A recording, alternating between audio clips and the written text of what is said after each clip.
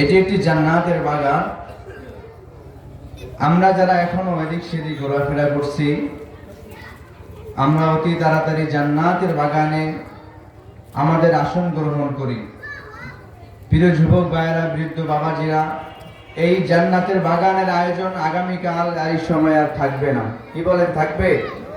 আমরা ইচ্ছা করলো আগামীকাল এখানে এত সুন্দর আয়োজন আমরা করতে পারবো না, বসতেও পারবো না। আল্লাহ সুবহানাহু ওয়া তাআলা যাদেরকে তাওফিক দান করেছেন, আমরা যারা উপস্থিত হয়েছি সকলের দিল থেকে কালিমাতুশ শুকর আদায় করি, আলহামদুলিল্লাহ। প্রিয় ভাইয়েরা আমার, বয়ান শুরু করার আগে আমি একটি হাদিস তেলাওয়াত করেছি, সেই হাদিস সংক্রান্ত কিছু কথা বলি। যে আল্লাহ তাআলা রাসূলুল্লাহ সাল্লাল্লাহু আলাইহি ওয়াসাল্লামের মাধ্যমে জানিয়ে দিয়েছেন, একজন মানুষ সবচেয়ে সফলতা অর্জন করে কোন সময়? যখন সে জান্নাতে যেতে পারে। কি বলেন, ঠিক কিনা? জান্নাত একজন মুমিন, একজন ঈমানদারের সবচেয়ে সফলতার একেবারে শেষ গন্তব্য। জান্নাতে যাওয়ার পরেও এমন কিছু মানুষ আছে যারা আফসোস করবে জান্নাতে যাওয়ার পরেও। হযরত মুআয ইবনে জাবাল রাদিয়াল্লাহু তাআলা আনহু থেকে বর্ণিত, তিনি বলেন, রাসূলুল্লাহ সাল্লাল্লাহু আলাইহি ওয়াসাল্লাম ইরশাদ করেন, মান ইয়াতাহাসসারা আহলুল জান্নাহ, জান্নাতের মধ্যে যারা বসবাস করবে, জান্নাতের অধিবাসীরা, কেউ কোনো আফসোস করবে না। আল্লাহর রাসূল বলেন যে মান ইয়াতাহাসসারা আহলুল জান্নাহ, জান্নাতের অধিবাসীরা, তাদের কোনো আফসোস থাকবে না, আফসোস করবে না। ইল্লা আলা সাআতিন, শুধু ওই সময়ের জন্য ছাড়া, মাররাত বিহিম, যা তাদের জীবন থেকে অতিবাহিত হয়ে গেছে। আমার প্রিয় ভাইরা, একটু মনোযোগ দিয়ে শুনি। জান্নাতে যাওয়ার পরেও মানুষ কেন আফসোস করবে? সে তো জান্নাতে গেছে, তার তো আর কি চাওয়ার আছে? আফসোস করার দরকার নাই। কিন্তু একটা বিষয়ের জন্য জান্নাতি মানুষ আফসোস করবে, সেটাই আল্লাহর রাসূল বলেন, মাররাত বিহিম, যা তাদের জীবন থেকে অতিবাহিত হয়ে গেছে।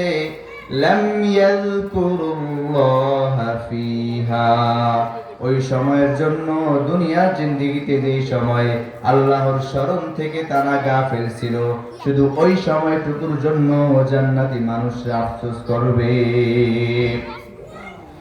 দুই ব্যক্তি একই জান্নাতে গিয়েছে, দুই ব্যক্তিকে আল্লাহ সুবহানাহু ওয়া তাআলা একই জান্নাত দান করেছেন, সব কিছু একই দিয়েছেন, কিন্তু এক জান্নাতের মধ্যে আল্লাহ সুবহানাহু ওয়া তাআলা একটি নিয়ামত বেশি দিয়েছেন, একটি মিশকের ঘ্রাণ বেশি দিয়েছেন, যেটা আরেক জান্নাতের মধ্যে দেয় নাই।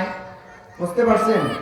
দুই ব্যক্তি জান্নাতে গেছে, একই জান্নাত, একই কোয়ালিটি, একই স্থান, কিন্তু একজনকে আল্লাহ তাআলা একটা নিয়ামত বেশি দিয়েছে, সেই নিয়ামতটা হচ্ছে মিশকের ঘ্রাণ, আর আরেক জান্নাতে সেটা দেয় নাই।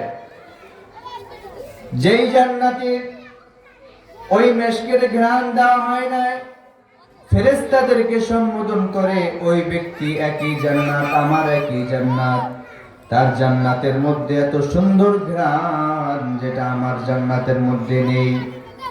তখন ফেরেশতারা বলতেছে, ওই ব্যক্তি দুনিয়াতে থাকা অবস্থায় তোমার থেকে একবার সুবহানাল্লাহ, একবার আলহামদুলিল্লাহ, একবার আল্লাহু আকবার, একবার লা ইলাহা ইল্লাল্লাহ বেশি বলেছে।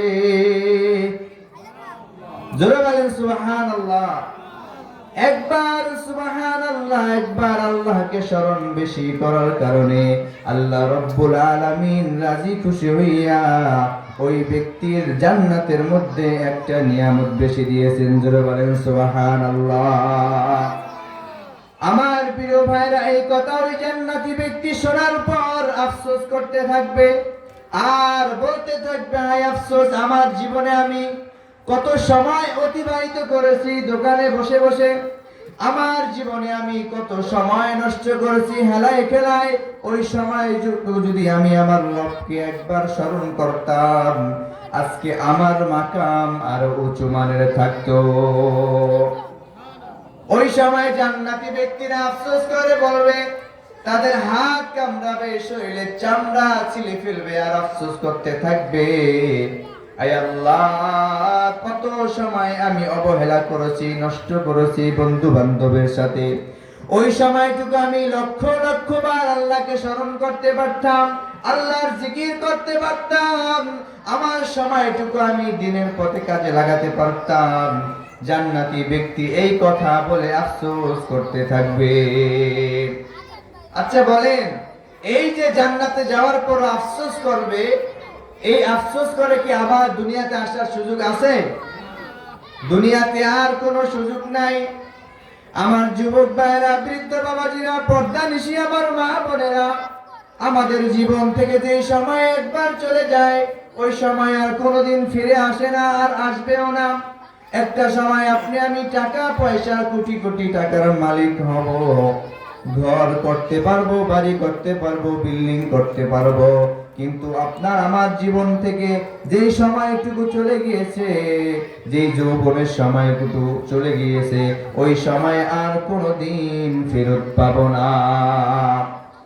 এই জন্য আমার যুবক ভাইরা, বৃদ্ধ বাবাজিরা, যারা এখনো মাইকের আওয়াজ শুনতে পাচ্ছেন, অনুরোধ করে বলছি, আপনারা সবাই এই জান্নাতের বাগানের মধ্যে চলে আসেন, নিজের সময়টাকে মূল্যবান করে তুলুন।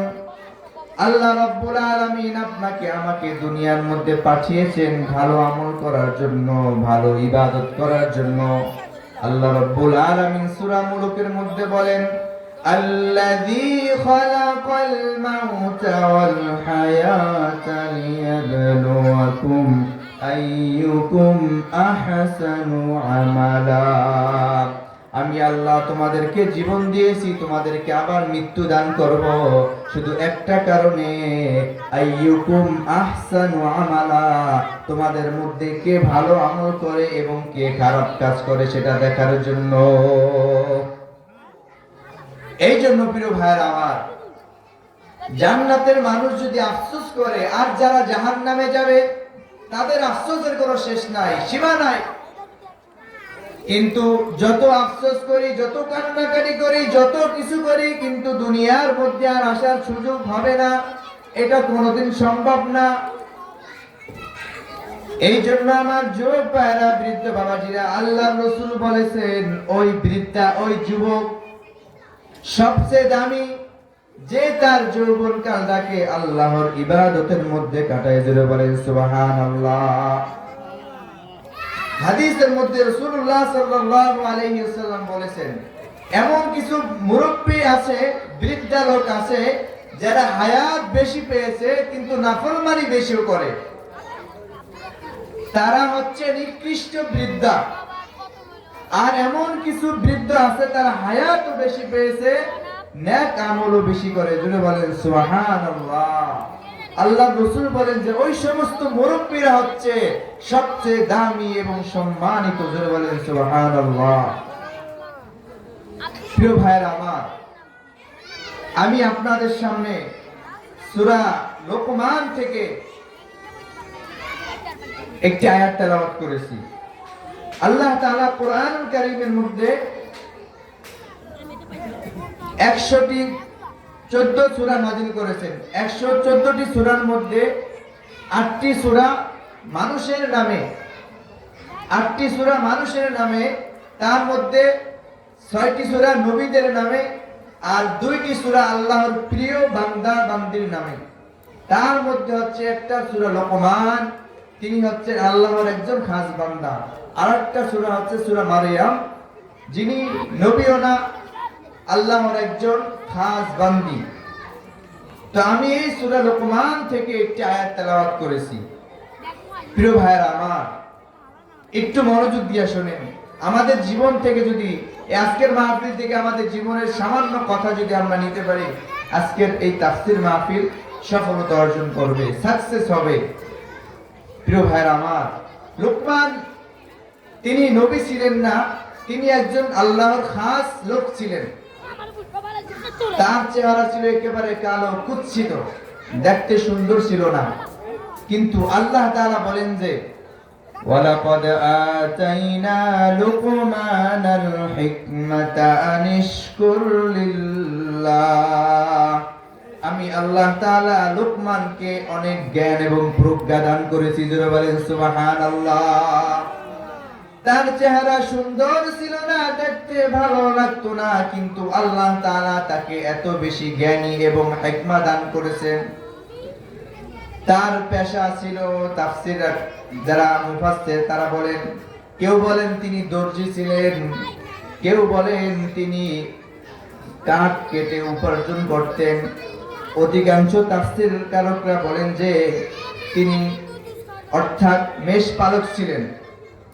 যেই প্রত্যেক নবী রাসূলের যে দায়িত্ব ছিল ছাগল বকরি এগুলা চড়ানো, এই কাজ তিনি করতেন। প্রিয় হাজিরিন, এই লোকমান হাকিম তার ইতিহাস আরো 3000 বছর আগে, আমাদের নবীর উম্মত না তিনি।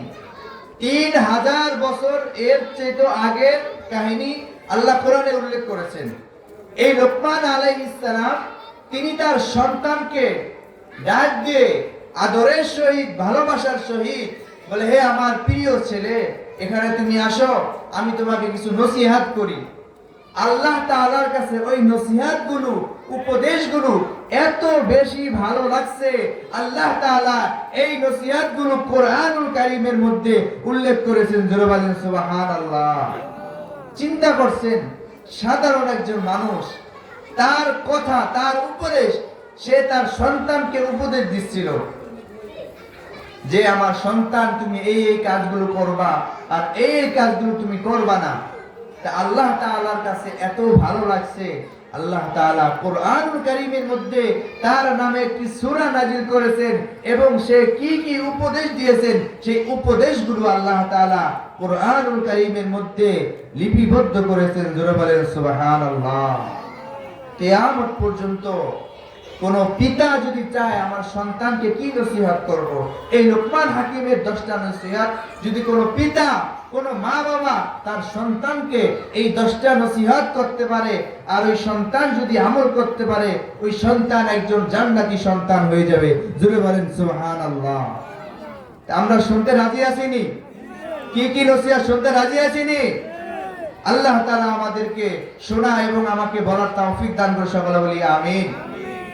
লোকমান আলাইহিস সালাম তার সন্তানকে প্রথমে আদরের সহিত ডাক দিয়া বলেন, আল্লাহ তাআলা বলেন কোরআনে, ওয়া ইল ক্বালা লুকমানু লিবনিহি ওয়া হুয়া ইয়াইদু। যখন লোকমান তার সন্তানকে উপদেশ দিচ্ছিলেন, কি বলে উপদেশ দিচ্ছিলেন? ইয়া বুনাইয়া, হে আমার কলিজার টুকরা, হে আমার সন্তান, ইয়া বুনাইয়া। আমরা কেমনে উপদেশ দিই? এই এদিকে আয়, এটা করবি, এটা করবি, এরকম ভাবে উপদেশ দেয় না। পিতা মাতা যখন সন্তানকে আদর করে কোলে নিয়ে ভালোবাসা দিয়ে মহব্বতের সহিত বলে, হে আমার সন্তান, এই কাজটা তুমি করো, ওই সন্তান যত বড় কঠিন হৃদয়ের অধিকারী হোক, আল্লাহ তাআলা তার দিলকে নরম করে দিবেন। জোরে বলেন সুবহানাল্লাহ। তা লোকমান হাকিম তার সন্তানকে বলেন, ইয়া বুনাইয়া, হে আমার প্রিয় বৎস, হে আমার সন্তান, লা তুশরিক বিল্লাহ, তুমি আল্লাহর সাথে কাউকে শরীক করবা না। জোরে বলেন সুবহানাল্লাহ। লোকমান হাকিম তার সন্তানকে আল্লাহ তাআলার পরিচয় তুলে ধরলেন আর বলেন যে তুমি আল্লাহর সাথে কাউকে শরীক করিও না, আল্লাহর সাথে কাউকে অংশীদারিত্ব করিও না। কেননা ইন্নাশ শিরকা লাযুলমুন আযীম, শিরক বড় জুলুম, মহা অন্যায়। অতএব আমার প্রিয় সন্তান, তুমি আল্লাহর সাথে অংশীদার করিও না, আল্লাহর সাথে কাউকে শরীক করিও না। আমার প্রিয় ভাইরা, বন্ধুরা, শিরক হচ্ছে সবচেয়ে বড় জুলুম। আল্লাহ বলেন যে ওয়াবুদুল্লাহ ওয়া লা তুশরিকু বিহি শাইআ, হে আমার বান্দা বান্দীরা, তোমরা আমার ইবাদত করো কিন্তু কারো সাথে শরীক করিও না, আমাকে কারো সাথে অংশীদারিত্ব করিও না।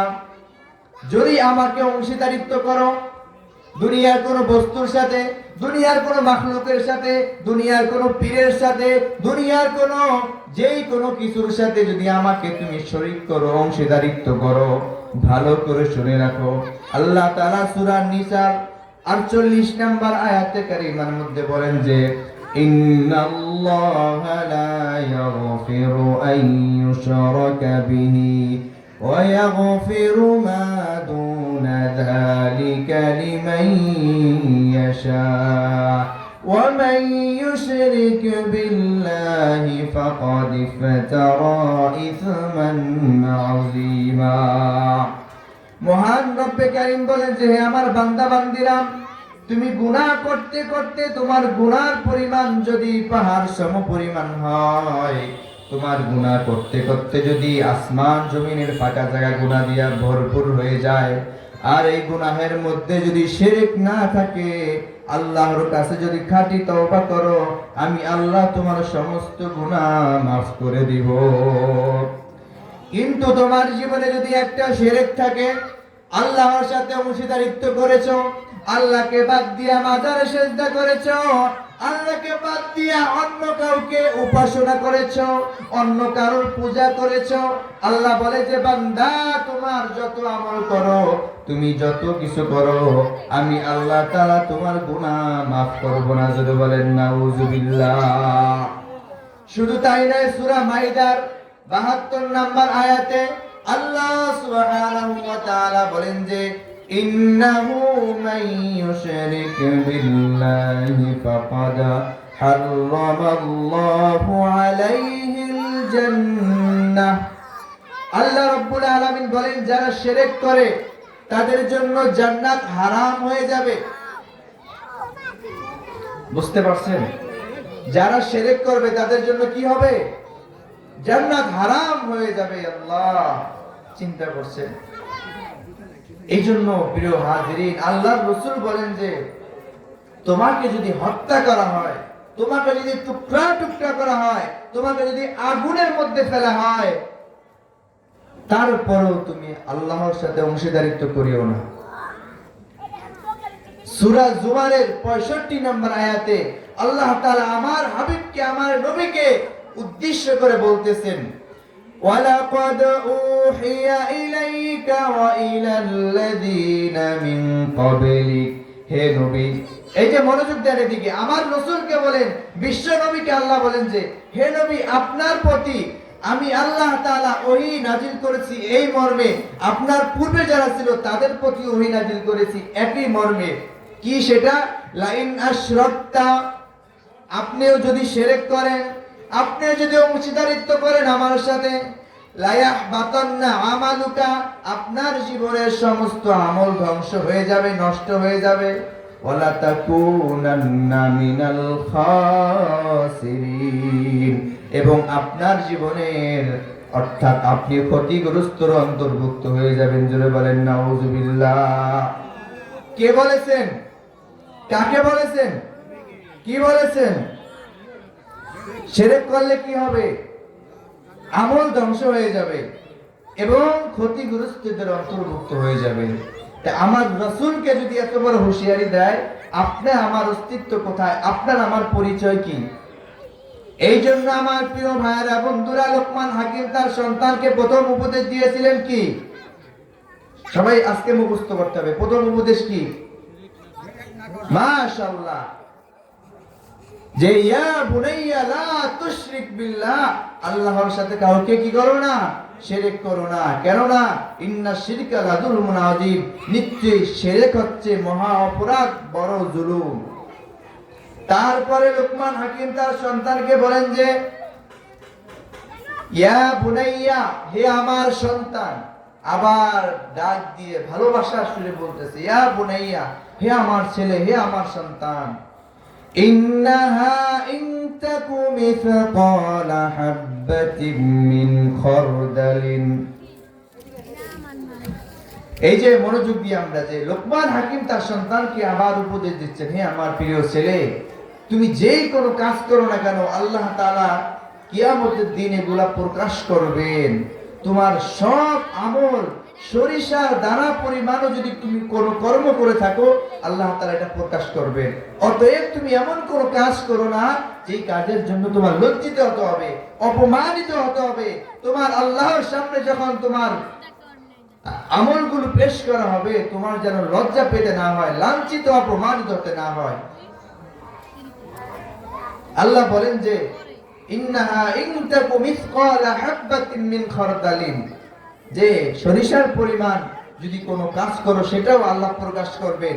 তারপরে বলেন যে ফাতাকুন ফি সখরাতিন, তা যদি পাথরের ভিতরেও থাকে, তা আও ফিস সামাওয়াতি, যদি আসমানের মধ্যে থাকে, আসমানের উপরে থাকে, আও ফিল আরদি, যদি জমিনের ভিতরেও থাকে, ইয়াতি বিহাল্লাহ, আল্লাহ তাআলা তা প্রকাশ করবেন। জোরে বলেন আল্লাহু আকবার। লোকমান হাকিম তার সন্তানকে বলেন যে হে আমার প্রিয় ছেলে, আল্লাহ সুবহানাহু ওয়া তাআলা হচ্ছেন ইন্নাল্লাহা লতীফুন খবীর, তিনি হচ্ছেন সূক্ষ্মদর্শী এবং সবকিছু জানেন। তুমি যা কিছু করো দিনে রাত্রে, গোপনে একাকী সবকিছু জানেন কে? আরো জোরে বলেন কে? আল্লাহ তাআলা সূরা জিলজালের 7 এবং 8 নম্বর আয়াতের মধ্যে বলেন যে ফামান ইয়া'মাল মিসকালা যাররাতিন খায়রান ইয়ারা ওয়া মান ইয়া'মাল মিসকালা যাররাতিন শাররান ইয়ারা। আমার যুবক ভাইরা, বৃদ্ধ বাবাজিরা, এই আয়াতে কারিমার মধ্যে আল্লাহ বলেন যে কোন বান্দা যদি অনুপরিমাণও যদি কোনো ভালো কাজ করে, আল্লাহ তাআলা কিয়ামতের দিনে এর প্রতিদান দিবেন। আর যদি অনুপরিমাণ যদি কেউ খারাপ কাজ করে, অশ্লীল কাজ করে, আল্লাহ বলেন যে এটাকেও আল্লাহ তাআলা কিয়ামতের দিন প্রকাশ করবে। এই জন্য আল্লাহ তাআলা সূরা বনী ইসরাঈলের মধ্যে বলেন যে বান্দা বান্দিকে যখন তার আমলনামা হাতে দিবেন আর বলবেন ইকরা কিতাবাকা কাফা বিনাফসিকাল ইয়াওমা আলাইকা হাসিবা, হে বান্দা তুমি তোমার কিতাব পড়ো, তুমি তোমার জীবনী পড়ো, তুমি যা করেছো এটা পড়ো। বান্দা যখন এই কিতাব তার জীবন ইতিহাস সবকিছু যখন হাতে নিবে, হাতে নেওয়ার পরে সে বলবেন যে সূরা কাহাফের মধ্যে বলেন যে ওই ব্যক্তি বলবে যে মালি হাযাল কিতাব, এটা এমন কিতাব, কেমন কিতাব যেটার মধ্যে লা ইউগাদিরু সগীরাতান ওয়ালা কাবীরাতান ইল্লা আহসাহা, আমার জীবনের সব থেকে ছোট থেকে ছোট এবং বড় থেকে বড় সব কিছু আল্লাহ তাআলা এই কিতাবের মধ্যে লিপিবদ্ধ করে রেখেছে। এই কথা বলে আফসোস করতে থাকবে। এই জন্য আমার যুবক ভাইরা, বৃদ্ধ বাবাজিরা, আমরা যে কোনো কাজ করি না কেন মনে রাখতে হবে আমার সব কিছু আমার আল্লাহ তাআলা দেখতেছেন এবং শুনতেছেন। আমি যেখানেই লুকায়িত থাকি না কেন সব সময় আমার সঙ্গে ফেরেশতা আছে না নাই? সূরা কফের 18 নম্বর আয়াতের মধ্যে আল্লাহ বলেন যে মা ইয়ালফিযু মিন কাওলিন ইল্লা লাদাইহি রাকীবুন আতীদ। মানুষের জবান থেকে, মানুষের এই জবান থেকে, জিহ্বা থেকে যেই কথাটা বের হয়, প্রত্যেকটা কথাকে আল্লাহ তাআলার ফেরেশতারা সংরক্ষণ করে রাখে। সেই কথাটা ভালো হোক অথবা খারাপ হোক। একটা কথা মানুষকে জান্নাতে নিয়ে যেতে পারে, আবার একটা কথার বিনিময়ে মানুষকে জাহান্নামে নিয়ে যেতে পারে। একটা কথার বিনিময়ে মানুষের ঈমান চলে যেতে পারে, কথার বিনিময়ে আবার বন্ধুত্ব হয়, আবার সম্পর্ক নষ্ট হয়ে যায়। কথা বলেন ঠিক কি না? এই জন্য কথা বলার সময় সাবধানতা অবলম্বন করতে হবে, চিন্তা করতে হবে আমি কি বলতেছি। আমার জবানে আমার দিমাগে যা আসে তাই কিছু বলা যাবে না। আমার প্রিয় ভাইরা, বন্ধুরা, তাই আমাদের উচিত কি অন্তরকে ঠিক করা আর এই কল্পনা করা যে আমার আল্লাহ তাআলা সব কিছু দেখেন এবং শোনেন। কথা বলেন ঠিক কিনা? আল্লাহ তাআলা বান্দার এই বাহ্যিক চেহারার দিকে তাকান না। আল্লাহর রাসূল বলেন যে ইন্নাল্লাহা লা ইয়ানজুরু ইলা সুওয়ারিকুম ওয়া আমওয়ালিকুম, আল্লাহ তাআলা বান্দার বাহ্যিক দৃষ্টির দিকে তাকান না, তার চেহারা সুন্দর না কালো এটার দিকে তাকান না, সে মোটা না চিকনা এটার দিকে তাকান না, তার সম্পদের দিকে তাকান না, তার পদবের দিকে তাকান না। আল্লাহর রাসূল বলেন যে ওয়ালাকি ইয়ানজুরু ইলা কুলুবিকুম ওয়া আমওয়ালিকুম, আল্লাহ তাআলা বান্দার অন্তরের দিকে তাকান এবং তার আমলের দিকে তাকান। জোরে বলেন সুবহানাল্লাহ। আল্লাহ তাআলা বাহ্যিক দৃষ্টিতে আমাদের দিকে তাকান না, তাকান কিসের দিকে? অন্তরের দিকে। কিসের দিকে? কার অন্তরে কি চলতেছে এটা কে জানে? সব কিছু আল্লাহ তাআলা জানেন। এই জন্য আমার প্রিয় ভাইরা বন্ধুরা, আল্লাহর রাসূল সাল্লাল্লাহু আলাইহি ওয়াসাল্লাম বলেন যে হে আমার উম্মতেরা, তোমরা তোমাদের অন্তরকে ঠিক করো, তাহলেই তোমরা সফলতা অর্জন করতে পারবা। আমার প্রিয় ভাইরা, লোকমান হাকিম কয়টা উপদেশ দিয়েছেন? এক নম্বরে লা তুশরিক বিল্লাহ, আমার সন্তান কাউর সাথে আল্লাহর সাথে কাউকে শরীক করিও না। দুই নাম্বার হচ্ছে ওয়া ইন কানা ইয়া বুনাইয়া ইন্নাহা ইন তাকু মিসকালা হাববাতিন মিন খারদালিন, সরিষা পরিমাণ কর্ম আল্লাহ তাআলা প্রকাশ করবেন। তিন নাম্বার ওসিয়ত ইয়া বুনাইয়া, হে আমার সন্তান, আকিমিস সালাহ, নামাজ প্রতিষ্ঠা করো। কত সুন্দর উপদেশ দিয়েছে না বলেন? এত চমৎকার উপদেশগুলো আল্লাহ তাআলা কাছে পছন্দ হয়েছে, আল্লাহ কোরআনে উল্লেখ করেছেন। তো আমরা যদি আমাদের সন্তানদেরকে এই উপদেশগুলো দিতে পারি, আমাদের সন্তানদের জীবন ধন্য হয়ে যাবে। আকিমিস সালাহ, নামাজ প্রতিষ্ঠা করতে বলেছেন। প্রিয় ভাইরা আমার, নামাজ হচ্ছে ইসলামের মূল ভিত্তি। আল্লাহ রাসূল বলেন যে যে ব্যক্তি নামাজ তরক করলো সে কুফরি করলো। যে বলেন নাউযুবিল্লাহ। জান্নাত এবং জাহান্নাম পাশাপাশি অনেক দূরে থাকবে, কিন্তু আল্লাহ তাআলা তাদের মাধ্যমে কথোপকথন করাবে। জান্নাতীরা জাহান্নামীদেরকে দেখবে, জাহান্নামীরা জান্নাতীদেরকে দেখবে। তো সূরা মুদ্দাসসিরের মধ্যে আল্লাহ তাআলা জান্নাত এবং জাহান্নামীদের ঘটনা বলেছেন। ফি জান্নাতি ইয়াতাসাআলুন, জান্নাতীরা যখন জান্নাতে অবস্থান করবে, আনিল মুজরিমিন, তারা অপরাধীদের সম্পর্কে জিজ্ঞাসা করবে। জাহান্নামীদেরকে প্রশ্ন করবে, মা সালাকাকুম ফি সাকর, কেন তোমরা এই সাকর নামক জাহান্নামে এসেছো? বুঝতে পারছেন? জান্নাতীরা কাদেরকে প্রশ্ন করবে? কি প্রশ্ন করবে? এই নিকৃষ্ট জায়গায় কেন আইছো তুমি? এই সাকর নামক জাহান্নামে তুমি কেন আইলা? জাহান্নামীরা জবাব দিবে, চারটা কারণ বলবে। কয়টা কারণ? তার মধ্যে আমি একটা কারণ বলবো, সেটি হচ্ছে জাহান্নামীরা প্রথম কারণ বলবে, ক্বালু লাম নাকু মিনাল মুসাল্লিন, জান্নাতীদেরকে জাহান্নামীরা লক্ষ্য করে বলবে যে ভাই, আমরা নামাজীদের অন্তর্ভুক্ত ছিলাম না। কে বলেছেন? আল্লাহ কোরআনে বলেছেন, আমার কথা না। আপনি কোরআন খুললেই দেখবেন সূরা মুদ্দাসসিরের 42 নম্বর আয়াত থেকে এই ঘটনা উল্লেখ আছে। এই জন্য বুঝলাম নামাজ না পড়লে কোথায় যাবে? জাহান্নামে যাবে। এই জন্য প্রিয় ভাইরা আমার, নামাজ তরক করা যাবে না। আল্লাহ তাআলা সূরা আনকাবুতের 45 নম্বর আয়াতের মধ্যে বলেন যে ইন্নাস সালাতা তানহা আনিল ফাহশাই ওয়াল মুনকার, নিশ্চয়ই নামাজ তোমাকে অন্যায়, অশ্লীল, জিনা, ব্যভিচার, গর্হিত কাজ থেকে হেফাজত রাখবে। বলেন সুবহানাল্লাহ। লোকমান হাকিম তার সন্তানকে বলেন যে ইয়া বুনাইয়া, হে আমার সন্তান, আকিমিস সালাহ, নামাজ প্রতিষ্ঠা করো। তারপরে বলেন যে ওয়া'মুর বিল মা'রুফি ওয়ানহা আনিল মুনকার, সৎ কাজের আদেশ দাও এবং অসৎ কাজের নিষেধ করো।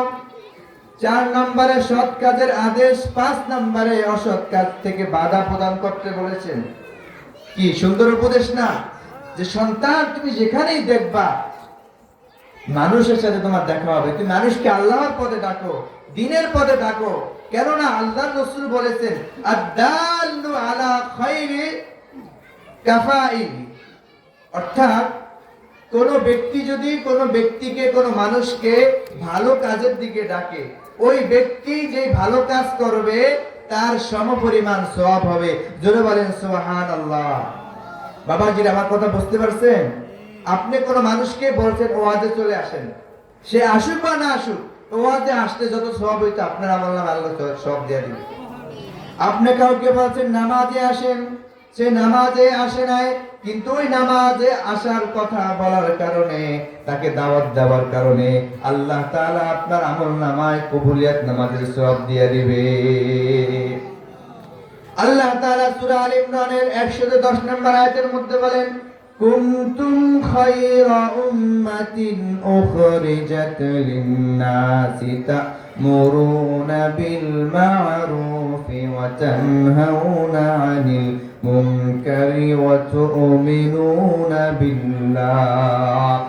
আল্লাহ বলেন যে হে আমার বান্দা বান্দীরা, তোমাদেরকে আমি শ্রেষ্ঠ জাতি হিসেবে প্রেরণ করেছি দুইটা কারণে। একটা হচ্ছে তা'মুরুনা বিল মা'রুফ ওয়া তানহাউনা আনিল মুনকার, তোমরা সৎ কাজের আদেশ দিবা এবং অন্যায় কাজ থেকে মানুষকে বাধা প্রদান করবা। আল্লাহ তাআলা সূরা মাইদার 2 নম্বর আয়াতের মধ্যে বলেন যে তাআওয়ানু আলাল বিররি ওয়াত তাকওয়া ওয়া লা তাআওয়ানু আলাল ইসমি ওয়াল উদওয়ান। তোমরা ভালো কাজে সাহায্য করো, সহযোগিতা করো, আর খারাপ কাজে সাহায্য সহযোগিতা করিও না। প্রিয় ভাইরা আমার, এই জন্য লোকমান হাকিম তার সন্তানকে বলেন যে হে আমার প্রিয় বৎস, তুমি মানুষকে দিনের পথে দাওয়াত দাও, ভালো উপদেশ দিতে থাকো। কেননা আল্লাহ তাআলা সূরা ফুসসিলাতের 33 নম্বর আয়াতের মধ্যে বলেন যে ওমান আহসানু কওলাম মিম্মান দাআ ইলাল্লাহ ওয়া আমিলা সালিহান ওয়া ক্বালা ইন্নানি মিনাল মুসলিমিন। যে মানুষকে আল্লাহর দিকে ডাকে, কার দিকে ডাকে? যে মানুষকে আল্লাহর দিকে ডাকে এবং বলে যে আমি মুসলিম। সুবহানাল্লাহ। বলেন যে মানুষকে আল্লাহর দিকে ডাকে এবং সৎ আমল করে এবং বলেন যে ইন্নানি মিনাল মুসলিমিন, আমি একজন মুসলমান, আল্লাহ তাআলা বলেন যে ওই ব্যক্তি জান্নাতি। জোরে বলেন সুবহানাল্লাহ। এই জন্য প্রিয় ভাইরা আমার, বন্ধুরা আমার, লোকমান হাকিম তার সন্তানকে বলেন যে ইয়া বুনাইয়া আকিমিস সালাতা ওয়া'মুর বিল মা'রুফ ওয়া নাহি আনিল মুনকার, সৎ কাজের আদেশ দিবা, অসৎ কাজের নিষেধ করবা। যেখানেই অসৎ কাজ দেখবা সেখানে তুমি বাধা প্রদান করবা। কেননা হাদিসের মধ্যে উল্লেখ আছে কিভাবে বাধা প্রদান করতে হবে। আল্লাহ নবী বলেন যে মান রাআ মিনকুম মুনকারান ফালিয়ুগাইয়িরহু বিয়াদি। যদি কখনো কোথায় তুমি অন্যায় কাজ দেখো, এই যে বাবা এদিকে তাকান, যদি কোথায় কোনো অন্যায় কাজ দেখেন, অশ্লীল কাজ দেখেন, সর্বপ্রথম আপনার হাত দ্বারা প্রতিহত করতে হবে। এতটুকু শক্তি যদি আপনার না থাকে, আল্লাহর রাসূল বলেন যে ফাইল্লাম ইয়াস্তাতি'উ ফাবিলিসানি, আপনি জবান দ্বারা এটাকে প্রতিবাদ করবেন, প্রতিহত করবেন। যদি জবান দ্বারা বলার শক্তি আপনার সামর্থ্য না থাকে, ফাইল্লাম ইয়াস্তাতি'উ ফাবিকলবি, আপনার অন্তর থেকে ঘৃণা করবেন এবং পরিকল্পনা করবেন কিভাবে অন্যায় কাজটা বন্ধ করা যায়। আল্লাহর রাসূল বলেন যে ওয়াযালিকা আযআফুল ঈমান, আর এটাই হচ্ছে মানুষের ঈমানের সবচেয়ে দুর্বলতম স্তর। এই জন্য লোকমান হাকিম তার সন্তানকে 4 এবং 5 নাম্বার উপদেশ দিলেন যে সৎ কাজের আদেশ দিবা এবং অসৎ কাজ থেকে কি করবা? নিষেধ করবা। প্রিয় ভাইরা আমার, তারপরে লোকমান হাকিম 6 নাম্বার উপদেশ দিলেন, অসবির আলা মা আসাবাক, হে আমার সন্তান, তুমি বিপদে আপদে ধৈর্যশীল হবা। জোরে বলেন সুবহানাল্লাহ। একজন পিতা কতটা জ্ঞানী হইলে, কতটা হিকমতওয়ালা হলে, কতটা আদর্শবান হলে সন্তানকে কত চমৎকার চমৎকার উপদেশ দিয়েছে। আর যে উপদেশগুলো আল্লাহর কাছে এত প্রিয় হয়েছে, আল্লাহ তাআলা কোরআনে উল্লেখ করেছেন। জোরে বলেন সুবহানাল্লাহ। আজকে আমরা যার যে কয়টা উপদেশ মনে থাকে, আমাদের সন্তানকে আমরা বলবো ইনশাআল্লাহ, আসবির আলা মা আসাবাক, হে আমার প্রিয় সন্তান, যদি তুমি বিপদে আপদে বালা মুসিবতে ধৈর্যশীল হও, ইন্না যালিকা মিন আজমিল উমুর, নিশ্চয় এটি হচ্ছে দৃঢ় একটা সংকল্পের কাজ। হাদিসের মধ্যে, কোরআনের মধ্যে আল্লাহ তাআলা এই ধৈর্যশীলদের অনেক গুণাবলী বর্ণনা করেছেন। ইন্নাল্লাহা মা'আস সাবিরিন, নিশ্চয় ধৈর্যশীলদের সাথে কে আছেন? আরো জোরে বলেন কে আছেন? অন্য আয়াতে কারিমার মধ্যে সূরা আল ইমরানের শেষ আয়াতে আল্লাহ তাআলা বলেন যে ইয়া আইয়ুহাল্লাযীনা আমানু সাবিরু ওয়া সাবিরু ওয়া রাবিতু ওয়াত্তাকুল্লাহা লাআল্লাকুম তুফলিহুন। আল্লাহ বলেন যে ঈমানদাররা তোমরা ধৈর্যশীলদের প্রতিযোগিতা করো, কে কার থেকে বেশি ধৈর্যশীল হতে পারো। জোরে বলেন সুবহানাল্লাহ। আল্লাহ কোন ইবাদতের প্রতিযোগিতা করতে বলে নাই কে কার থেকে বেশি নামাজ পড়তে পারো, কে কার থেকে বেশি হজ করতে পারো, এই প্রতিযোগিতা করে এটা বলে নাই। আল্লাহ বলেন যে আমানুসবিরু ওয়া সাবিরু ওয়া রাবিতু, তোমরা ধৈর্যশীলদের প্রতিযোগিতা করো, কে কার থেকে বেশি ধৈর্যশীল হতে পারো। যদি হতে পারো আল্লাহ বলেন যে লাআল্লাকুম তুফলিহুন, তোমরা সফলতা অর্জন করবা। যদি বলেন আল্লাহু আকবার।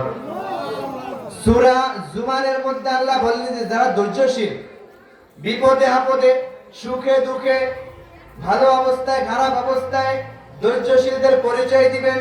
আল্লাহ বলেন যে ইন্নামা ইউওয়াফাস সাবিরুনা আজরাহুম বিগাইরি হিসাব, যারা ধৈর্যশীল হবে আমি আল্লাহ তাআলা তাদেরকে বিগাইরি হিসাব মানে হিসাব ছাড়া প্রতিদান দিব। আল্লাহ হিসাব ছাড়া প্রতিদান দিবেন। ধৈর্যশীল হতে হবে নবীদের মতো, সাহাবীদের মতো, যারা জীবন চলে যাওয়ার পরেও তারা হতাশা হয় নাই, আল্লাহকে গালি দেয় নাই, কোনো মনক্ষুণ্ণ করে নাই। তারা 7 দিন 10 দিন 1 মাস পর্যন্ত তাদের চুলায় আগুন জ্বলে নাই, তারপরও আল্লাহর কাছে কোনো অভিযোগ তোলে নাই। সুখে দুঃখে সব সময় আল্লাহ তাআলার কাছে শুকরিয়া আদায় করছে এবং ধৈর্যশীলদের পরিচয় দিয়েছে। জোরে বলেন সুবহানাল্লাহ। আমার প্রিয় ভাইরা বন্ধুরা, লুকমান হাকিম তার সন্তানদেরকে 6 নাম্বার উপদেশ দিয়েছেন, ওয়াসবির আলা মা আসাবাক। হে আমার সন্তান, তোমরা বিপদে আপদে সব সময় আল্লাহর কাছে ধৈর্যশীল হবা, ধৈর্যশীলদের পরিচয় দিবা। আমার প্রিয় ভাইরা বন্ধুরা, তারপরে আল্লাহ বলেন যে ইন্না যালিকা মিন আজমিল উমুর, নিশ্চয় ধৈর্য হচ্ছে দৃঢ় সংকল্পের একটি কাজ, সবাই পারে না। আল্লাহ যাকে হিম্মত এবং যাকে সাহস দিবেন ওই ব্যক্তি একমাত্র ধৈর্যশীল হতে পারে। জোরে বলেন সুবহানাল্লাহ। সূরা বাকারার মধ্যে আল্লাহ তাআলা আরো একটা আয়াতে আরো বিস্তারিত উল্লেখ করেছেন যে ওয়ালা নাবলুওয়ান্নাকুম বিশাইইন মিনাল খাউফি ওয়াল জু'i ওয়া নাকসিম মিনাল আমওয়ালি ওয়াল আনফুসি ওয়াস সামারাত, যে তোমাদেরকে আমি পরীক্ষা করবই করব। ভয়ের মাধ্যমে, ক্ষুধার মাধ্যমে, তোমাদের জীবনের মাধ্যমে, তোমাদের ফসলাদি এগুলা ক্ষয়ক্ষতির মাধ্যমে তোমাদেরকে আমি পরীক্ষা করব। অবশ্যই সাবিরিন বলেন যে আল্লাহ শেষে বলেন অবশ্যই সাবিরিন, যারা এই বিপদে আপদে সুখে দুঃখে ধৈর্যশীল অন্তর্ভুক্ত হবে তাদেরকে সুসংবাদ দাও। জোরে বলেন সুবহানাল্লাহ। প্রিয় ভাইরা আমার, এই জন্য সব সময় আমরা ধৈর্যশীল হব। 7 নাম্বার উপদেশ কোরআন থেকে, যে লুকমান হাকিম বলেন যে ওয়ালা তুসাইর খাদ্দাকা লিন-নাস, হে আমার প্রিয় ছেলে, হে আমার প্রিয় সন্তান, কোন মানুষকে তুমি অবজ্ঞা করবা না, অবহেলা করবা না। কোন মানুষকে তুমি অবহেলা করবা না, অবজ্ঞা করবা না, অপমানিত করবা না, লাঞ্ছিত করবা না, নিন্দা করবা না। একজন পিতা যদি তার সন্তানকে এই উপদেশ দেয়, ওই সন্তান অবশ্যই অবশ্যই আদর্শবান হবে। কথা বলেন ঠিক কিনা? আল্লাহ তাআলা সূরা জুমারের মধ্যে বলেন যে ওয়ালা ইয়াগতাব বা'দুকুম বা'দা, তোমরা কাউকে পরনিন্দা করো না, তুচ্ছ করো না, তাচ্ছিল্য করো না। আল্লাহর রাসূল হাদিসের মধ্যে বলেন যে ওয়ালা তাহাসাদু ওয়ালা তাবাগাদু ওয়াকুনু লিল্লাহি ইখওয়ানা, কাউকে তোমরা গালি দিও না, অপবাদ দিও না, নিন্দা করো না, তোমরা সবাই ভাই ভাই হয়ে যাও। জোরে বলেন সুবহানাল্লাহ। আমার প্রিয় ভাইরা, লুকমান হাকিম তার সন্তানকে 8 নাম্বার উপদেশ দিলেন, ওয়ালা তামশি ফিল আরদি মারহা, হে আমার প্রিয় ছেলে, তুমি জমিনের মধ্যে যখন বিচরণ করবা, হাঁটাচলা করবা, অহংকার ভাবে হাঁটাচলা করিও না।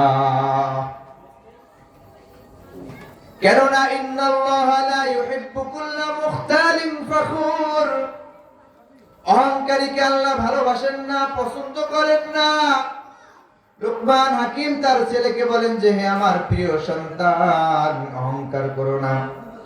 ولا تمش في الأرض مرحا إنك لن تخرق الأرض ولن تبلغ الجبال طولا তুমি যতই অহংকার করো না কেন এই জমিনকে তুমি বিদীর্ণ করতে পারবা না।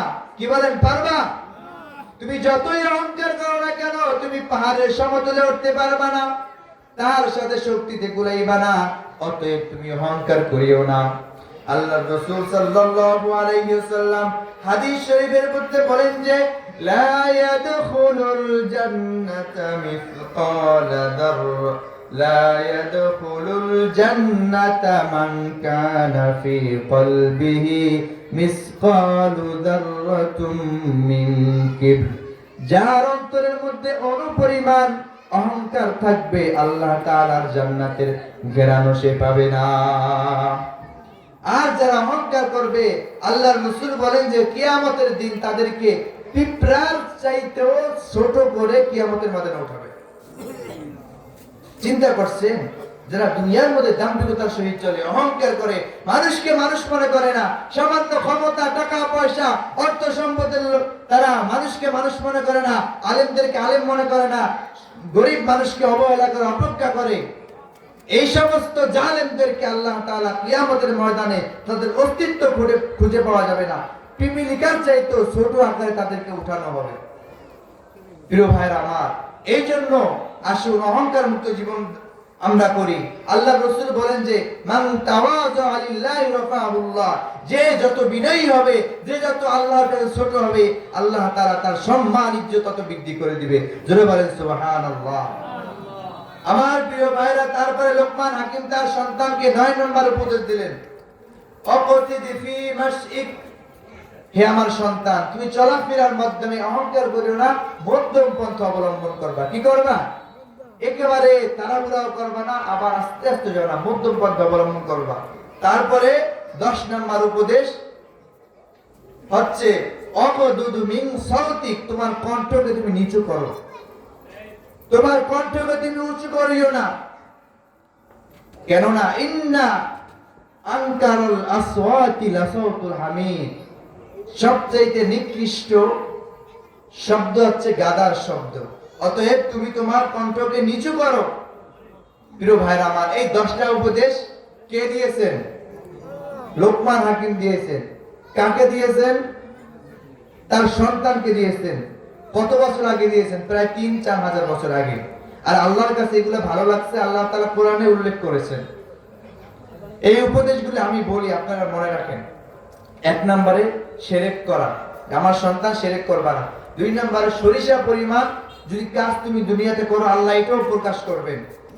3 নম্বরে ইয়া বুনাইয়া আকিমিস সালাহ, নামাজ প্রতিষ্ঠা করো। 4 নম্বরে ওয়া'মুর বিল মারুফ, সৎ কাজের আদেশ দাও। 5 নম্বরে ওয়ানহা আনিল মুনকার, অসৎ কাজ থেকে মানুষকে বাধা প্রদান করো।